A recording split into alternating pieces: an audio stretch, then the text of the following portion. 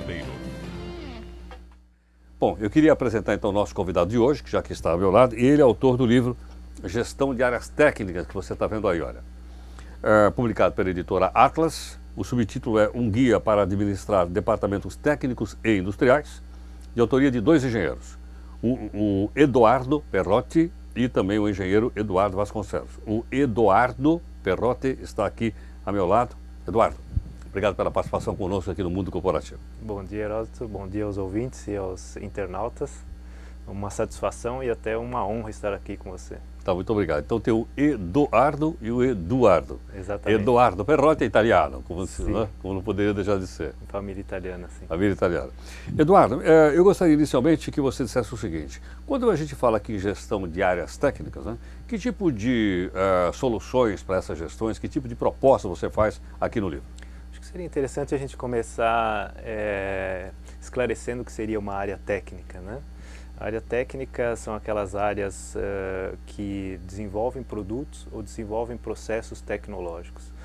Normalmente são departamentos de engenharia, podem ser escritórios de arquitetura, podem ser áreas de farmácia ou departamentos de engenharia de produção, por exemplo, né, numa empresa industrial. Podem ser áreas de assistência técnica ou trabalhos em campo, né? Essas são áreas que a gente denominou como áreas técnicas, né? E a gestão de uma área técnica como essa, cujo motor dos processos é normalmente o conhecimento técnico dos colaboradores, uma área como essa exige um tratamento bastante amplo de conhecimentos, como, por exemplo, gestão de produtos, planejamento, comunicação, gestão de pessoas, um pouco diferenciada, por ser um colaborador de cunho mais técnico. Agora, Eduardo, numa área como essa, você falou inclusive em comunicação, como é que deve ser essa comunicação entre a gerência e seus colaboradores? Haja vista que eu suponho às vezes que surge um processo novo, ou uma ideia nova.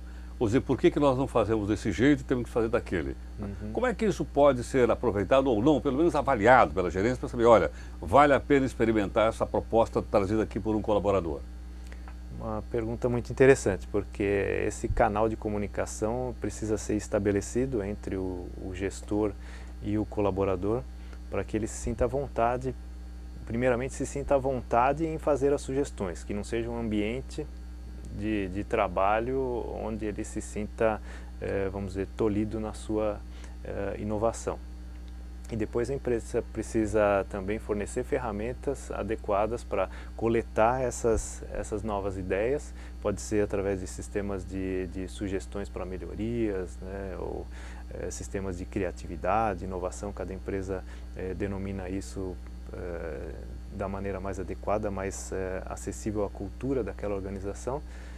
E além de coletar, logicamente dá um tratamento adequado para mostrar que a empresa está valorizando essa criatividade do colaborador. Então essa sugestão precisa ser avaliada por um técnico competente e a resposta a essa avaliação precisa ser uma resposta rápida e satisfatória. Agora, onde é que o gerente entra nesse processo, né?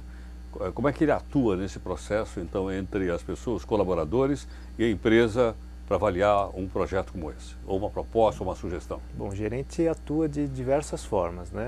A primeira, e na minha opinião a mais importante, é a criação desse ambiente, um ambiente que valorize a inovação, que valorize as novas ideias, e é um ambiente de comunicação bastante aberta, onde os colaboradores tenham interesse de melhorar os produtos e os processos da empresa. Mantendo esse ambiente limpo, né, e possível de ser utilizado pelos colaboradores, aí cabe ao gestor também proporcionar as ferramentas adequadas para que todo esse processo flua, né? Muitas vezes pode ser dado suporte por tecnologia da informação, ou até pode ser algo mais informal. Mesmo assim, tem que ser mostrado que porque essa nova Porque sugestão essas ideias é são valorizada, consideradas. exatamente, são Ou seja, a sua consideradas. ideia não se perdeu. Ela foi avaliada, ou aceitamos ou não aceitamos, mas dizemos por quê. Exatamente. E não deixamos sem resposta. Uma boa justificativa sempre é interessante, importante e necessária, principalmente no caso da ideia não ser utilizada, né? Então, muitas empresas têm o chamado banco de ideias, né? As ideias ficam lá, muitas vezes para serem utilizadas no futuro, se não tiverem uma utilização prática imediata, ou muitas ideias carecem de um desenvolvimento um pouco maior, então elas entram através de um departamento de pesquisa e desenvolvimento para desenvolver a ideia e torná-la viável. Bom, bem porque eu acho que se a pessoa não receber nenhuma resposta, eu acho que é um desestímulo, né? Com certeza, não é verdade? Com certeza. Tem que ser dado o tratamento adequado para todas as pessoas. Eu vou fazer só mesmo aquilo pelo qual estou sendo pago, porque já tentei sugerir várias coisas, ninguém leva em consideração, né? Por que eu vou ficar aqui quebrando a minha cabeça? Vou fazer do jeito que está. Exatamente. Esse tipo de estímulo tem que ser sempre valorizado, né, respeitado, porque se tem dois tipos de pessoas aí que nenhuma empresa precisa, né? Aquela que não faz nada do que você pede e aquela que só faz aquilo que você pede, né? Esses dois grupos de pessoas aí, acho que nenhuma empresa precisa, né? A empresa precisa de pessoas que se deem para a empresa e estejam dispostas a no dia a dia sempre melhorar os processos e os produtos da Agora, empresa. Eduardo, no que o clima organizacional contribui para isso? Isso melhora o resultado da empresa, isso melhora a produtividade daquela gerência? Qual é a avaliação que você faz? Com certeza. O clima organizacional, que é, em muitos casos, determinado ali pelo gerente da área, muitas vezes, né? Porque você pode ter, existem algumas pesquisas de clima que mostram que dentro de uma mesma organização, você pode ter diferentes percepções sobre a cultura organizacional e que um determinado departamento que tem um gerente um pouco mais aberto, um pouco mais receptivo, incentivador de novas ideias e que cria um ambiente de cooperação, naquele departamento você tem uma cultura, você tem um ambiente muito mais favorável a novas iniciativas, ideias, e com isso surgem inovações, né, e melhorias nos produtos e nos processos que levam a um ganho de produtividade, sem dúvida nenhuma, redução de custo e aumento de competitividade, sem dúvida nenhuma. Agora, Eduardo, uma outra questão que eu estava vendo aqui no seu livro, né, Gestão de Áreas Técnicas,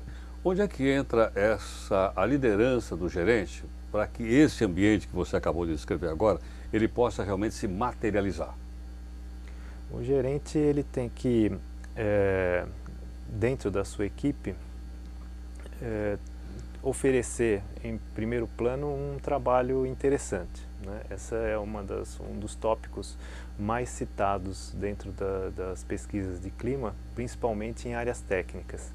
Um técnico especializado, ele espera, em primeiro lugar, um trabalho interessante. Ele precisa ser motivado a trazer suas novas ideias, e não vai ser através de um trabalho muito rotineiro, um trabalho muito repetitivo, que isso vai acontecer. Então, se você tem dentro da sua equipe cabeças pensantes num nível técnico alto, você vai ter que gastar uma boa parte do seu tempo vendo como estimular essas cabeças e como você vai poder fornecer um trabalho interessante para essas pessoas desenvolverem ao longo das semanas ou anos que elas permanecerem lá, né? E, logicamente, você vai ter que ter um balanço entre as pessoas, né? Nem sempre dá só os trabalhos mais interessantes, mais inovadores ou de desenvolvimento para aqueles que são os altos potenciais ali do departamento, né? Você vai ter que balancear esse leque de opções que você tem de trabalhos interessantes com outros colegas também, para oferecer a oportunidade maior para todos, senão você vai acabar criando um clima de inimizade entre eles. Aí arruína o ambiente. Aí arruína todo o ambiente que você está tentando Agora, construir. Eduardo, nessa linha que você está desenvolvendo, eu tenho aqui uma pergunta que chegou através do mundocorporativo@cbn.com.br, e hoje nós estamos aqui com twitter.com/jornal da CBN. O Henrique diz o seguinte: o gerente de uma área técnica pode ser um administrador sem conhecimento técnico específico no setor que ele atua?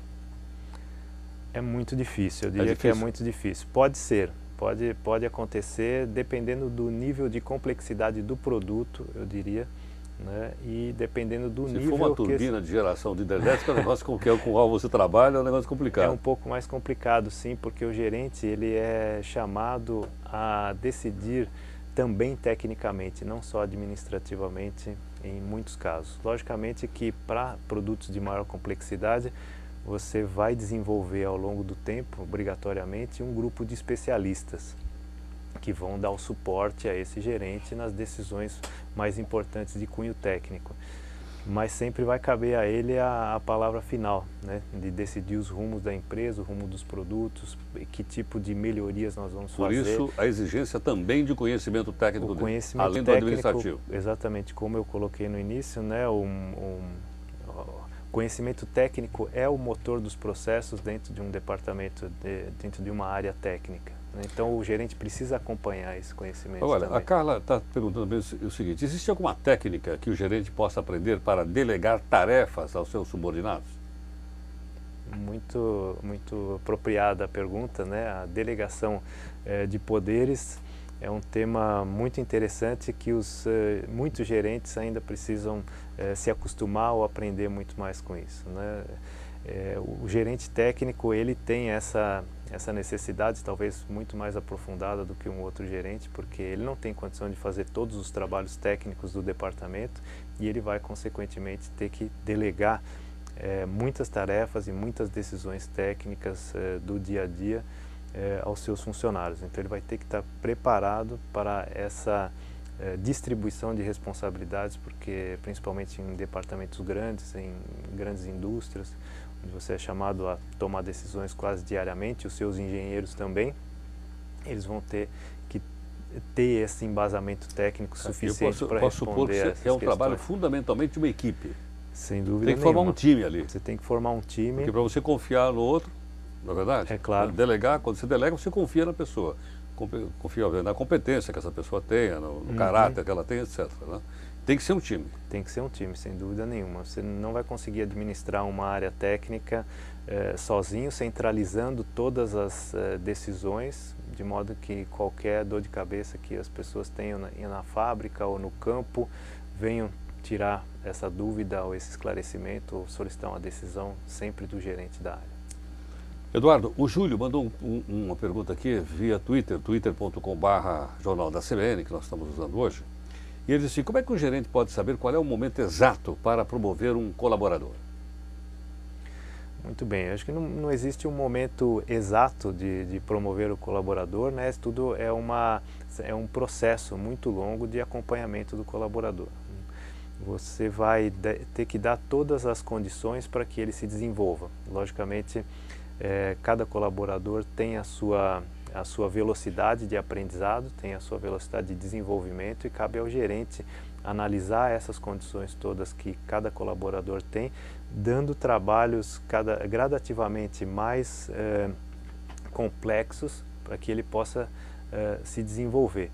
E normalmente, quando você acompanha essas atividades dos colaboradores de maneira contínua, quando você faz uma gestão de pessoas realmente integrada e profunda com o seu grupo, principalmente uma gestão de pessoas transparente, vai ficar muito claro para você quando aquela pessoa passou de um nível A ou B para um nível C, ou seja, quando ele passou a ser um sênior ou quando ele passou a ser um especialista. Se você acompanha isso essa avaliação quem faz? É o RH da empresa ou é o gerente técnico da área? É o gerente técnico da área, sem dúvida nenhuma, né? Tem que haver uma interação muito grande com o RH para que a empresa proporcione, vamos dizer, a rodovia por onde os colaboradores vão poder trafegar dentro da sua carreira. Ou seja, a empresa tem que fornecer caminhos por onde esse colaborador vai seguir e vai chegar ao ponto da sua carreira onde ele almeja. Mas cabe ao gerente técnico, sempre em conjunto com o colaborador ou com a sua equipe, promover essa interação e fazer com que o colaborador galgue os postos que ele precisa, que ele almeja, né? Eduardo, o Gil diz o seguinte, outra pergunta aqui feita pelo twitter.com/jornal da CBN. O Gil diz o seguinte: como tratar a questão de utilizar redes sociais como ferramenta contendo informações técnicas no ambiente corporativo? Não é? Ele pergunta, como é que um gerente atua nessa área? Eu suponho até que algumas dessas informações devem até ser sigilosas, ou não? Sim, com certeza. Porque se a empresa desenvolveu um método, ainda que esteja patenteado, etc., são coisas que pertencem àquele capital intelectual da empresa, que é o como fazer, ou qual a tecnologia, qual a inovação que nós desenvolvemos. Como é que se trata isso? Eu entenderia isso como uma rede social dentro da própria empresa, porque eu não vejo uma possibilidade de você ter uma rede social com intercâmbio de informações técnicas, principalmente as sigilosas, né, aberta à empresa. O que você porque pode a concorrência formar, está... logicamente, né, a concorrência está atrás das suas informações e está atrás, muitas vezes, das suas pessoas também, dos seus colaboradores, né. Em áreas técnicas, o conhecimento ele é muito valorizado, tem que ser muito valorizado, né? E o conhecimento está nas pessoas. Eles precisam ter essa proteção, né? Todo esse conhecimento precisa ter essa proteção para ficar dentro da empresa, num ambiente restrito. O que pode ser feito são as chamadas comunidades de prática. Você pode estabelecer dentro da empresa critérios de participação em comunidades de prática, estimular essas comunidades de modo que as pessoas de maneira espontânea possam participar de grupos de estudo que vão por eles próprios estimular a criação, a inovação e propor até novas ideias. Eduardo, quando a gente pensa assim em pessoas técnicas, né, engenheiros, matemáticos, etc., a gente percebe que alguns países do mundo são verdadeiros importadores desse pessoal. Os Estados Unidos, por exemplo, é o maior importador do mundo, na verdade.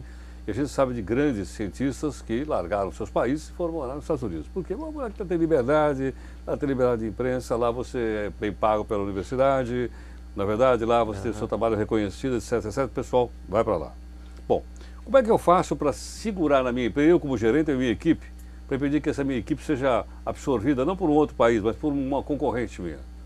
O que eu ofereço para ele? Um salário melhor? Eu digo, não, peraí, então, eu vou arrumar um aumentinho de salário, você fica aqui com a gente. O salário é um paliativo, eu diria, de curto prazo, né? O que o técnico está mais em busca, né, como eu disse no início da entrevista, é de um trabalho interessante, né? Ele precisa de um trabalho interessante, esse é o combustível do técnico.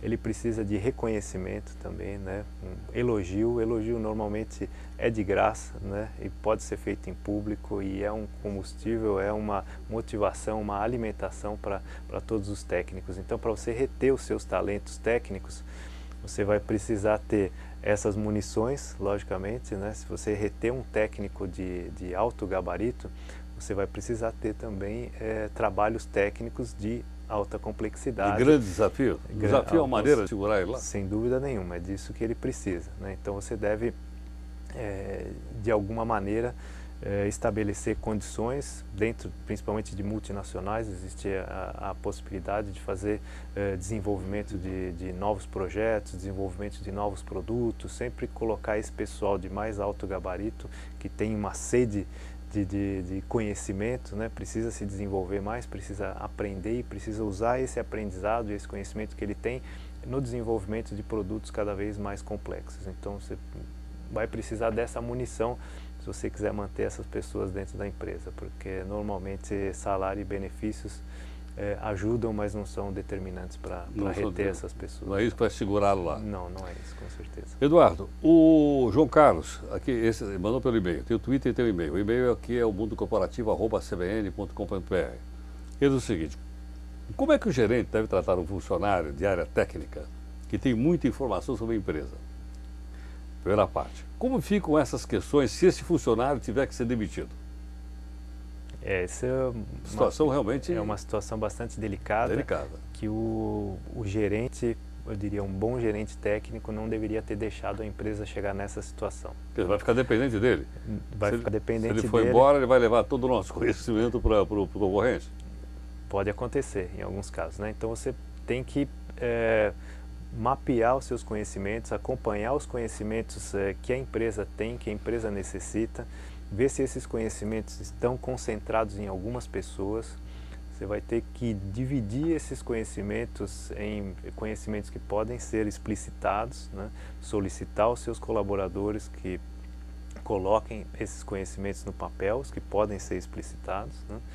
De modo que eles trabalhem como tutores, formadores de novos colaboradores, né? Isso deve fazer parte da função dele, né? Ensinar novos colaboradores, né? Deve ser colocado muito claramente para ele que ele está ali para trabalhar pela empresa, para desenvolver novos produtos, mas que também ele deve passar esse conhecimento para os outros colegas da empresa, porque a empresa tem a necessidade de se sustentar, de se perenizar ao longo do tempo, e não vai ser ao longo de uma carreira de 35 ou 40 anos, né, que a empresa vai perder todo o seu conhecimento por causa das pessoas. Dizer, então, eu me lembro do caso de uma empresa em que o cidadão lá, o gerente, ele tinha a chave da gaveta com tudo lá dentro. Então, quando ele ia embora, trancava a chave. O dia que ele não ia trabalhar, ninguém fazia nada, porque ele trancou tudo na gaveta dele. Estava tudo trancado Então, na se ele não vem gaveta. trabalhar, a empresa para. Fica todo mundo parado. Então, o gerente precisa se antecipar a essas situações, deixar bem claro para a equipe que esse tipo de pessoa não é, vamos dizer, bem-vinda naquele ambiente, que o ambiente que nós precisamos é um ambiente de colaboração, onde todos queiram aprender e queiram ensinar. Essa é a forma mais adequada de se tratar essa situação. Agora, como o João Carlos lembrou aqui do caso de funcionário demitido, vi também na última parte aqui do livro que tem essa questão de gestão de pessoas, você acha que ao ser demitido o funcionário teria que passar ou ser convidado a fazer uma entrevista, dizendo por que foi demitido ou por que está pedindo demissão da empresa? Eu acho que é possível, claro, né? Isso é sempre interessante para a empresa, dentro do processo também de aprendizagem do grupo, né? Saber o porquê aquela pessoa ficou descontente com aquela situação, né? Quais foram as razões que a levaram a sair, a deixar o grupo, né? Logicamente o colaborador está no seu direito de dizer ou não quais foram as razões, e dependendo do ambiente que se formou dentro daquela equipe, ele vai acabar dizendo, né? E a empresa vai poder melhorar com aquilo, com esse feedback que ele vai dar sobre a equipe. Outra coisa que eu gostaria que você esclarecesse um pouco é que muitas vezes a gente percebe que o Departamento de Recursos Humanos tem que trabalhar com suporte, né, das diversas áreas, e eu suponho também da área técnica, já visto que são seres humanos que estão trabalhando lá, além das máquinas, tem os seres humanos trabalhando lá. Né? Como é que tem que ser esse relacionamento da área técnica com o Departamento de Recursos Humanos? Tem que ser um relacionamento estreito. O Departamento de Recursos Humanos ele tem que estar sempre em contato, conhecendo as necessidades dos departamentos técnicos, para poder estabelecer, como eu coloquei, principalmente caminhos de carreira para os colaboradores técnicos, né, a criação de carreira Y, por exemplo. Como assim, carreira Y? Que é um tópico que eu descrevo também no livro. A carreira Y para uma gestão de área técnica é algo fundamental, porque dentro da carreira em Y você tem uma vertente técnica e uma vertente mais administrativa. Então os colaboradores eles começam todos dentro de um ramo, né, do Y, aquele ramo vertical, todos juntos. E ao longo do desenvolvimento da carreira deles, eles vão já demonstrando uma aptidão ou uma vontade de seguir mais pela área administrativa ou mais pela área técnica. Dentro da área administrativa, lógico, sempre falando da gestão de áreas técnicas. E você não fica amarrado à necessidade de ter que promover um colaborador a um posto administrativo simplesmente para não perder esse colaborador. Então, tendo uma carreira em Y, onde você possa fazê-lo ascender na carreira como especialista, por exemplo, consultor, master, muitas empresas utilizam diversas nomenclaturas nesse sentido, ele vai poder obter benefícios, salários compatíveis com a função e com o conhecimento que ele detém, muitas vezes até no mesmo nível que o gerente dele, e você não vai precisar necessariamente de promover uma pessoa a um cargo administrativo, que muitas vezes você vai perder um bom técnico e ganhar um mau gerente, né? O Anderson faz uma pergunta aqui pelo nosso e-mail, que é o mundocorporativo@cbn.com.br. Pelo seu conhecimento, Eduardo, você acha que os gerentes do Brasil têm capacidade de planejamento? Na minha opinião, a opinião dele, do Anderson, pelo menos nos lugares em que trabalhei, os gerentes sabem mais executar do que planejar. Eles gostam quando o projeto e o modelo de gestão já vêm prontinhos e é só botar na máquina.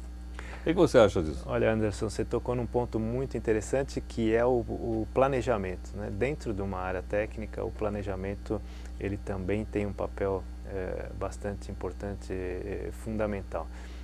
Você tem que valorizar que os seus colaboradores eles planejem antes de agir. Tem que ter um período onde eles vão pensar naquilo que eles vão fazer antes de executar. Isso pode ser feito pelo próprio colaborador, dependendo da estrutura da empresa, por um coordenador técnico, um supervisor técnico ou pelo próprio gerente da área, né? Ele vai planejar as atividades que são necessárias para aquele projeto, quais são as pessoas que vão executar aquelas tarefas, quanto tempo cada pessoa vai ter para executar cada tarefa, de modo que e quais são as informações que ela vai executar para desenvolver aquela tarefa, de modo que fique bem claro para todos no início do projeto quais são os objetivos, quanto tempo cada um tem para executar cada atividade, qual o papel de cada um dentro daquele projeto.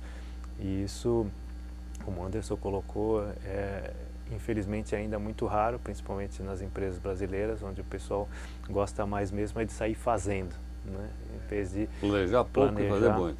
E o planejamento é fundamental, como você está dizendo. O planejamento é fundamental, não pode ser encarado como perda de tempo, tem que ser encarado como uma fase obrigatória do processo, e você tem que aprender com o planejamento também, né? O gerente técnico tem que aprender a lidar com prazos e datas, e tem que coletar todos esses dados, ter um apontamento de horas que seja eficaz para você ter um banco de horas técnicas efetivo, de modo que você possa sempre melhorar o seu planejamento, ou seja, aquela atividade que você realiza de maneira recorrente, mesmo que seja em diversos projetos, você vai acabar aprendendo quantas horas você gasta para realizar aquela atividade, qual é o perfil do colaborador mais adequado para realizar aquela atividade.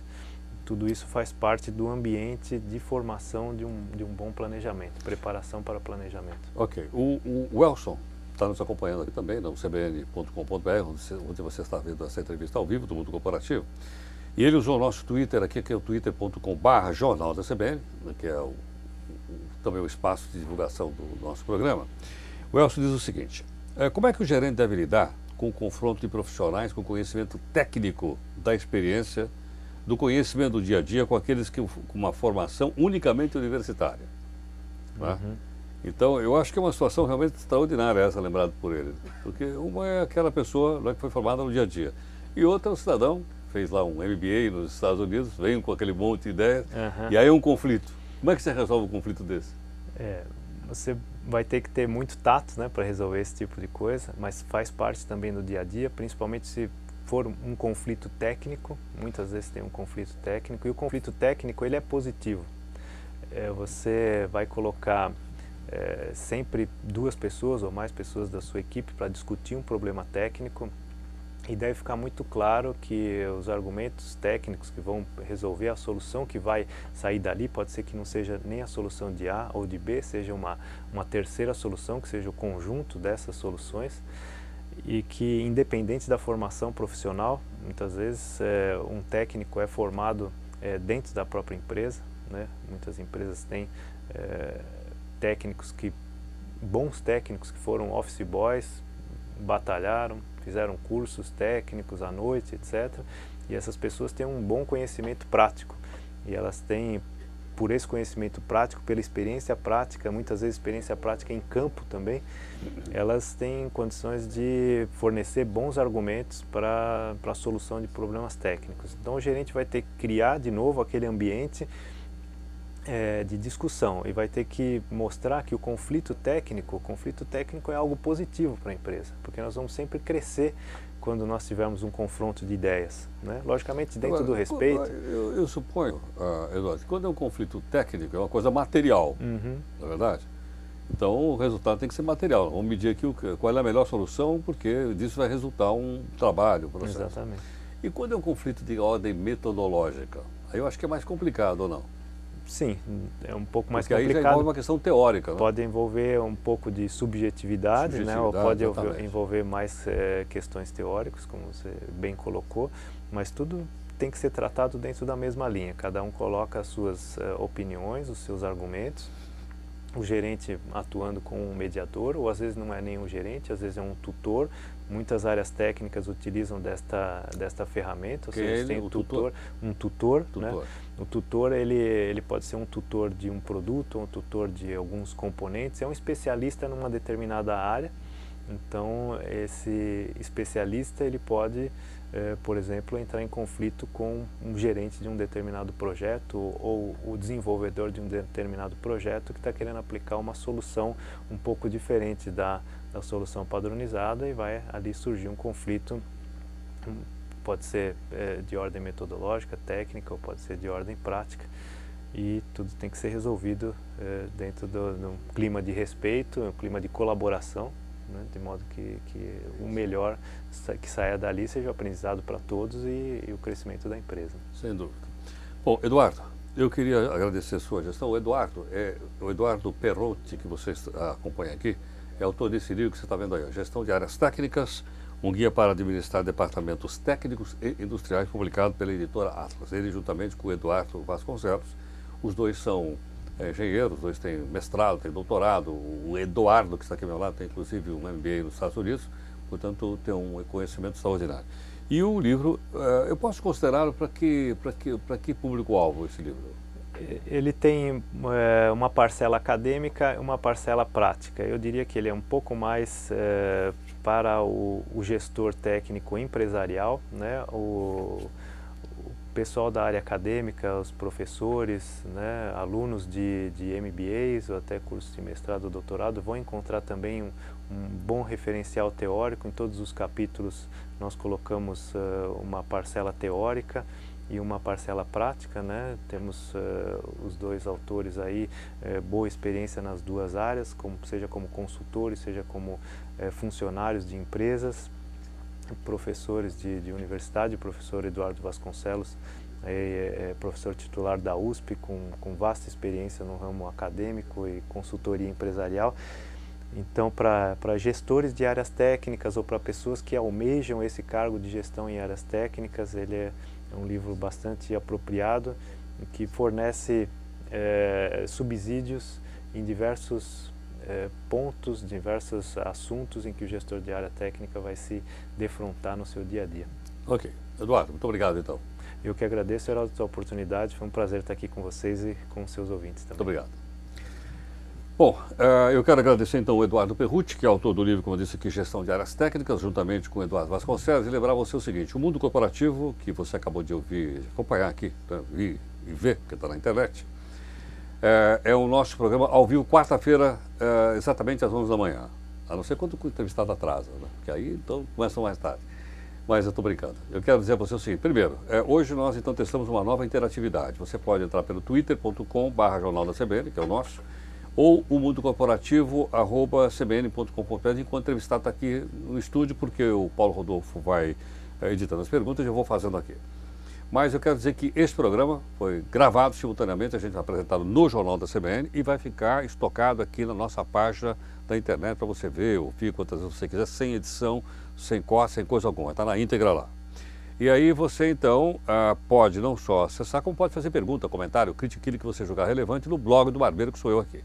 E quero então aproveitar a oportunidade, se você julgou essa entrevista importante, quiser passar para alguém, que você desse o nosso endereço do estoque, que está no YouTube, e também para que você possa fazer comentários, né? Então o nosso endereço é o cbn.com.br e está tudo lá no blog do Barbeiro, que sou eu. Até a próxima, semana que vem, às 11 em ponto. Até lá.